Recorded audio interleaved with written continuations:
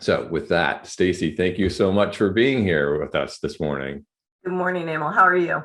I'm good, thanks. So I've been wanting to have you on this show for some time, for months, because I remember I had set up a call with you to talk about it. And then that afternoon, I got an email from Deborah Sharp, our dispute resolution officer, saying, Emil, you really need to get in touch with Stacey Rudnick to have her on your show because she's just great and just has so much to say about leadership. So finally, we have the chance. Delighted. So the way that it works, as you know, and for people who haven't watched this before, we have a standard open. We always ask the same three questions, and then we close with the same three questions, and then we'll get into the topic, which today is cultivating career success, and we're going to look at that topic from a few different angles. So I'm really excited. It's a great subject. But our first question is always, in 2 minutes or less, tell us about your professional journey. How did you get to be where you are today? Great. Well, I interestingly started my career in retail. I worked for Nordstrom for a number of years, started on the sales floor out of college, worked my way up through managing departments and then buying before going into inventory management with Sears. I'm going to date myself with some of these old brand names. I'm just warning you. But I really found out that I loved that mix of merchandising and marketing and business. So I applied to business school. I went to Emory University's Goizueta Business School and graduated with a degree in marketing, and then worked on a number of different brands, including Coppertone for one and Eastman Kodak. But then got pulled into the .com era. So worked in marketing consulting, helping a lot of people figure out online branding and what they were doing when that was getting going. But I was really fortunate. I had an amazing career advisor when I was at school, and she kept sort of tapping me on the shoulder every couple of years. When are you going to come back to EDU? And she called at just the right time. And so I did what, all really intelligent people do. I quit my lovely six-figure salary and, about halved my income, went back to my alma mater, Emory, and started as an entry-level career advisor, worked my way up there to the number 2 spot before the University of Texas recruited me. So I moved to Austin from Atlanta and started building out the career team for the MBA program here. Did that for 15 years, building that team from 5 to about 22, and growing our services for our students across multiple programs. And then I moved into this job as the director for the Center for Leadership and Ethics at the business school, which about 3 years ago. And that's just been an incredible opportunity to pull all of the different skills together of, working with students, working with corporate partners, leadership, teamwork, to just address a really broad group of people. And so when did you move? How long ago did you move to Austin? Gosh, 18 years ago. So seen a lot of change in Austin. Yeah, that's about the same for me, about 20 years for me. Yeah. But yeah, it has changed quite a bit. Yeah. So next question in this opening is, what do you know or suspect bothers other people about your own leadership style? Or if you prefer, what is your leadership weakness? These are always fun, lots to choose from. So I verified this with my assistant yesterday because I thought that would be fun. I love ideation, new ideas, brainstorming. So that's fun, and that's something that really jazzes me up. The downside of that is that I tend to want to move fast, and I need people who are much more thorough, process-oriented, detail-oriented to slow me down and make sure that I'm actually, okay, are we working through all the steps to get from A to B? So I tend to hire people who are much better at process orientation than I am. I actually hear this a lot, and it resonates with me too. I think that it makes sense at that level of leadership. One of your jobs is ideation and thinking about those ideas, but you need somebody or some people to curb that and sort of put you in check. And I've seen a lot of leaders who do not hire for that counterbalance, and it does not end well. Yeah. Last standard question: what does leadership mean to you? I like this question because I think a lot of people think about leadership and leaders as that, the first person out front, sort of point of the spear. And there's a lot of aspects to that. But for me, leadership has always been a little more about guiding and directing. So whether you're guiding and directing your team or the project or your people, that's a little closer to my version of leadership. I believe really strongly that one of your principal goals as a leader is to leave things better than you found it. So I believe in how are we growing the organization? How am I growing and developing the team of people that I'm in charge of? That sense of stewardship, and that, I'm responsible for this organization or the team. That is to me, the greatest responsibility of leadership. I like that. That's great. Let's get into a little bit more. I want to have some more background about the Center for Leadership and Ethics. So, because I think that it's important about the, cultivating career success, about what the mission is for the Center for Leadership and Ethics. So talk to us a little bit more about what that program does. Absolutely. Well, as you know, the University of Texas Austin, we are a Tier 1 research institution. So we have these research centers that attach to our individual colleges. So the Center for Leadership and Ethics is a research center that is attached to the business school at the McCombs School of Business. We're one of the newer research centers. We've been around just a little over 5 years. I've been with the center for 3. And we have 3 big things that we're trying to do alongside our business education. So we're teaching all of the students about marketing and finance and accounting and statistics, but we want leadership to be a real differentiator for our students across all of our degree programs as they are graduating from the university. So we want them to have truly breakthrough experiences in the curriculum, in their education while they're here around leadership. So opportunities to practice it, opportunities to have difficult conversations and get into what are the real challenges about being a manager or being a leader. So that's one big thing.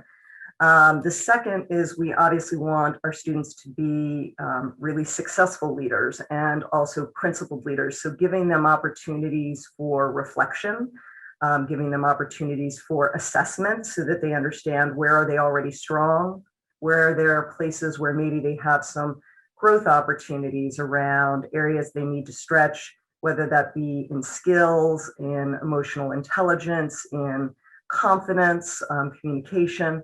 There can be lots of areas for students to grow, and also understanding where their values are going to drive some of their leadership efforts. And then the last thing would be that piece around research. We want our research and our education to inform both our students and our corporate partners in terms of better decision making. So how do we make better decisions for our organization? How do we make better decisions for the people within our organizations? And how do we do that also with a view towards behavioral science and behavioral ethics, so that decision making is holistic, that it's not just about the bottom line, but it's also making decisions with that sort of philosophy in mind of what's going to be the impact of any business decision that I make on our culture, our organization, and our community. So we want to bring that broader view into business decision making. Talk to me a little bit more about the corporate partnerships. Obviously, there's sort of a practicum aspect of that where it helps, students understand real world experience. Do you think that there might be a little bit of a two-way street there as well? Do you think that you might have some influence on your corporate partners and how they run their businesses in a more ethical fashion as well? The great thing about our corporate partners is that, well, we certainly solicit organizations. A lot of organizations come to us. And so, we've worked with everyone from, Microsoft and Whole Foods to HEB, Airbnb, Uber, a whole bunch of different organizations across multiple industries. And what I like about the organizations that we partner with is that they are fundamentally interested in how can we make this a better culture for our people. So it's very much a two-way street in that we want to partner with organizations because they're going to recruit our students. Our students are going to go work there. And so we want those organizations to have, the best culture that they can, the most positive experience for their employees. But these are organizations that really want a focus on how do we recruit and retain the best possible talent? How can we make sure that we're attracting the best people, we're keeping them, and making sure that employee voice is a big part of what we do, and making sure that, literally from the ground up within an organization, how are those organizations cultivating a culture that encourages employees to have an active voice? Wow, that's really fascinating. So let's dig in a little bit more to a subject you've touched on already in terms of helping the students with their careers. I assume with many of them, if not all of them, this will be their first steps with kind of establishing or figuring out or planning out a career. That's an awfully big responsibility. So tell us a little bit more about how that looks or what role CLE plays in that. Mm-hmm. Well, I think, for students who are coming back to school, particularly for our graduate students who are, looking to come back and make oftentimes a personal investment in making a career pivot, in their late 20s, early 30s, it's a big investment of time. They're taking a break from the workforce, or they may be doing it while they're still working, like they are in our working professional programs. And the responsibility that we have in the center is to help them alongside our career partners in terms of what is it that they want to be doing when they get out. We're really privileged to be working with these, incredibly bright, really motivated students. They could do a lot of things, but then the question is, well, what do they want to do and what are they best at? So working with the students to help think through, well, what are their interests, their core interests? What are their values and motivators? What are the skills that they either know that they like using or that they want to acquire while they're in school? And then how do we help them map those against the opportunities that they have in recruiting? So the self-reflection piece is very important in terms of thinking about what kind of a leader do I want to be, and picking the right environment. I'm an avid gardener, so I use gardening analogies, and thinking about, or getting the students to really think clearly about what is the right environment for me. I can plant a cactus in a rainforest, but it's not going to be happy. So we want students to get honest about not just what their wants are, but truly what are their needs, and matching those against the organizations so that they find a better fit. Have you seen the movie Being There with Peter Sellers? I have not. You should see it. Okay. It's he's a gardener, and I won't give too much away, but you should see it. Being There with Peter Sellers. I'm writing it down. Sounds like a classic I've missed. Yeah, they get, the world sort of gets all this wisdom from his gardening analogies. So okay, so let's talk about it in sort of a larger context. How does the way that you or CLE cultivates careers for students differ, if at all, when you help cultivate careers of people that you've been working with alongside, or who have already been working professionals for years? And it sounds like there are some people who are students who do have that. They're sort of doing a career pivot. But is there a difference in that way? I see the biggest difference is that if you're a working professional, you fundamentally have more constraints. You have more time constraints because you're working and you're maybe going to school, or you're just working and you're deep into, maybe it's work and family and other commitments that you don't have when you're younger. So we find that our working professionals are oftentimes a little more constrained. They may not be able to make as big a leap. Right. They may be constrained by geography and other things. So the biggest challenge, I think, that I enjoy with our working professional students is helping them tear down the mental barriers that they have in terms of what might be. It's very easy to sort of be in your bubble and say, I can only do this, or maybe be able to think one level beyond that, helping them to break that down and open up the possibilities for what might be, is a big part of that. I also have found in working with a lot of our working professionals, people oftentimes ignore, they think the grass is always greener and they ignore really what's right in front of them. People oftentimes forget that, if you've been working for your own organization for a long time, there may be more opportunities within that organization. Your own organization may value you more strongly than a completely new entity would, but they're uncomfortable making that shift of, moving from one department to another. So helping them to bridge that, helping them to gain sort of courage and clarity around how to do that, and the networking involved and the self-promotion involved is a big part of that. Yeah, we see that a lot with people who just don't, it doesn't even occur to them that they can have sort of a career leap, or change tracks, or they don't know where to start. They've been on this path for so long that they think that it has to be linear, and it's very difficult for them to change that perspective. That's a pretty common thing. Yeah.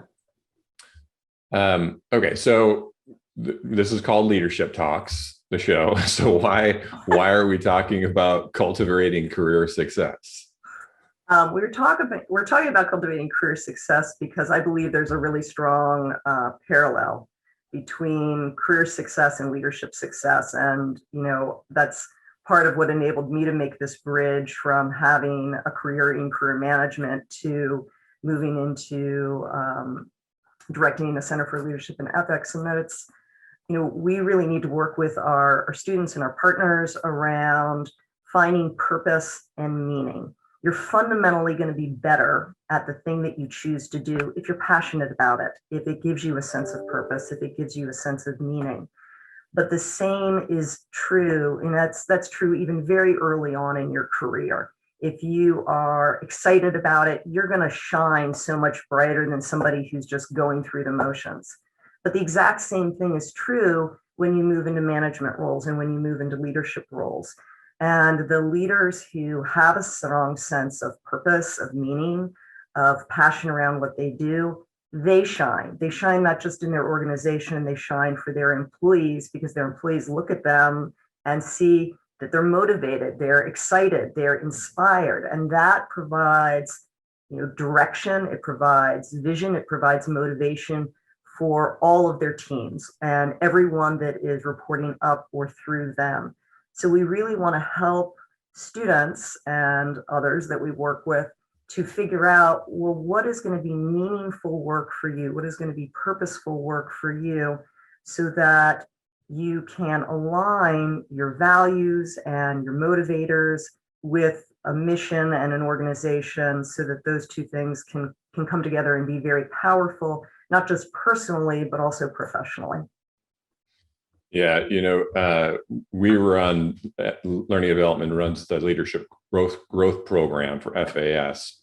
Hopefully we'll expand that to staff throughout campus. But and that's one of the things that we look for in participants and applicants, is that excitement of wanting to be there and wanting to have the excitement of where they're going with their career, because nothing great is going to happen without enthusiasm. Like, you have to be enthusiastic. You don't have to be, chipper every day, but you have to be excited about what you're doing. And so that, I completely agree with you on that point. But why other people's careers? Because that's another part of this. We're not just talking about cultivating the careers of leaders, but why are other people's careers the responsibility of a leader? I mean, the leaders already have enough to do, and shouldn't everyone's own career be their own responsibility? Well, first of all, you're right. Everyone's career should be their responsibility, and you can't expect anybody else to, promote you and self-promote you and all of the things that you need to do for yourself.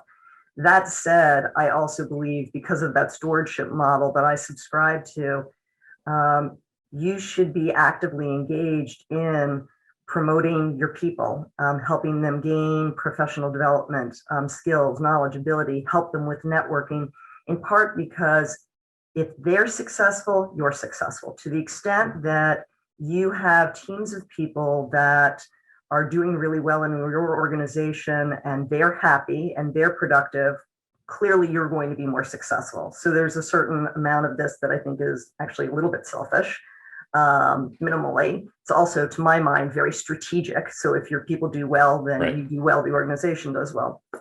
So I think there are those things. I also think, though, that when, and I speak to this personally, and I've interviewed dozens and dozens of leaders who have also backed this up, there are few things that are as personally satisfying as watching the people that you have sort of hired, grown, trained, and developed go on and experience their own career success. Watching that happen, watching those people go out into the world, nothing's ever going to make you feel quite as good as that, because you feel like, wow, I really, I helped this person and look at all that they're doing. You also will, over time, if you're doing that and doing a good job of it, you will gain a reputation within your organization. Okay. Emil's a great manager. He does a great job for his people. He works hard for them. Everybody's going to want to come work for you. Everybody, the best talent will be drawn to you. You will never have to go, you won't have to work as hard to recruit. And if you have the best people working for you, you will have the best organization. I think, a big part of what we're doing around leadership and employee voice and culture is around companies recognizing that talent is probably it is now and will be the differentiator. Technology is not going to be the differentiator. It's just not, because the ability to replicate is too fast. So it's really going to be your people and being able to retain and grow talent that is going to be the key competitive advantage for companies going forward. Right. Yeah. And it's a hard thing to stay focused on when you're faced with certain, adversity. This last year was really difficult and sort of trying to put all the fires out all the time. But if you don't remember to take care of your talent, everything else falls apart. Exactly. So now let's talk more about mistakes on the career front. What do you find are the most common mistakes or the pitfalls that people most commonly face when they try to make progress with their own careers? And what advice do you give people to avoid making those mistakes or coming across those pitfalls? I think one of the biggest mistakes is that people don't ask for what they need, particularly early in their careers. They don't ask for the help that they need. They don't ask for help overcoming obstacles. They also don't ask for promotions when they're ready to take on the next challenge. And women in particular are less good at this. So, and we know that statistically, they don't ask as often, they don't ask as much. So I will get up on every soapbox that I can and say, women, ask for raises, ask for promotions. You'd be surprised. Half the battle's just asking. So I think that's one big thing. Another is understanding the power of networking, particularly very early on in your career. When you join a company, people are very good at networking laterally and even a level down, maybe a level up. But you get to play the new card in any organization once when you join, and then every time that you get promoted. Take advantage of that new card to set up coffees and set up time with all of those other members of the organization. Say, I'm in this department, but tell me about your department. The fact that you are curious about getting to know the organization, the opportunity to gain that perspective. Say you're in marketing, but you meet with somebody in finance or operations or accounting. It will give you a breadth of perspective to the organization that will carry you forward. And it gives you advocates and allies outside of your immediate network. Same thing for competitive companies, learning to network and get advice from colleagues that may be working for other or competitive organizations.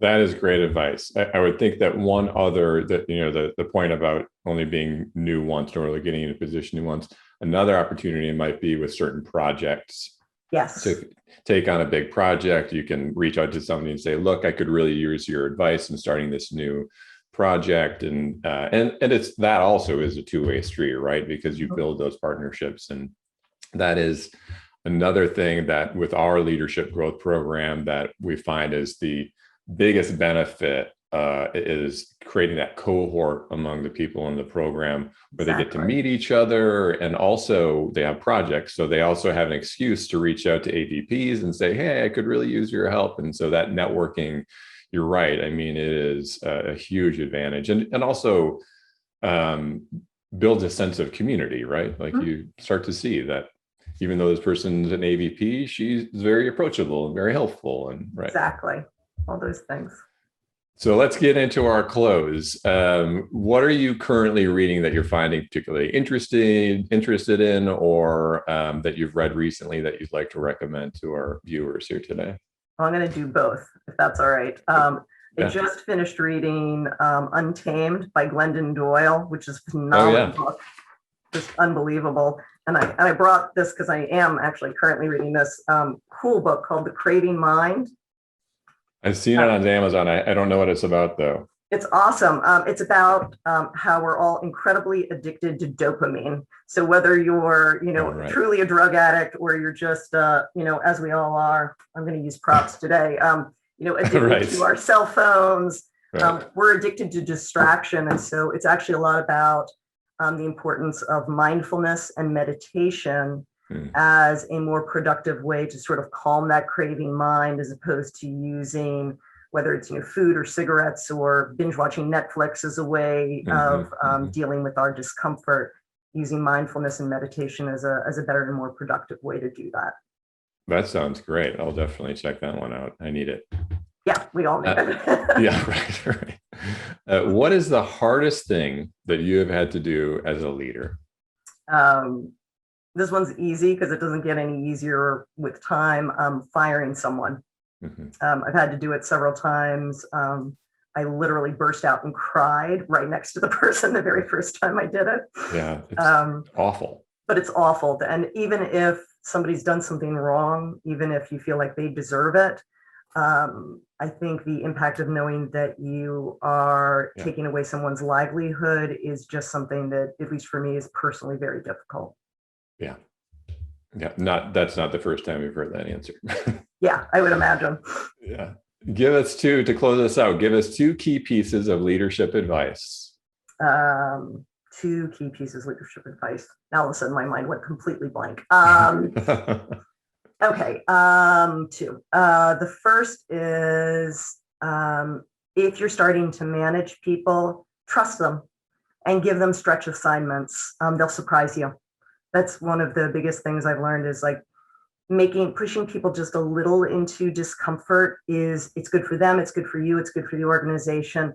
But they'll surprise themselves, and that's where the growth happens. Builds the confidence and discomfort. So give people that opportunity and trust them to do that. I'd say the other is truly have an open door policy. To the extent that you are walking around, that you're meeting people, that your door is quite literally open, and that you gain a reputation, that people can come in and talk to you. You'll get to know your people better. You'll understand them better. You'll get sort of leaky information that may actually help you understand everything from why a project's not running well to why is this team of people not operating as well as you think that they should. So if you keep yourself open and you really invite people in, and they know that they can truly say anything to you in a space of trust and confidence, it will help you to do your job better, and it will help you to help others. Love it. Stacey, it's always so much fun to talk to you. We have so much in common, and I learned so much from you. I really appreciate you taking the time to join us for Leadership Talks. Not at all. Right back at you, Emil. Good to see you. See you again soon. Thanks for watching, everybody. Bye-bye. Bye-bye.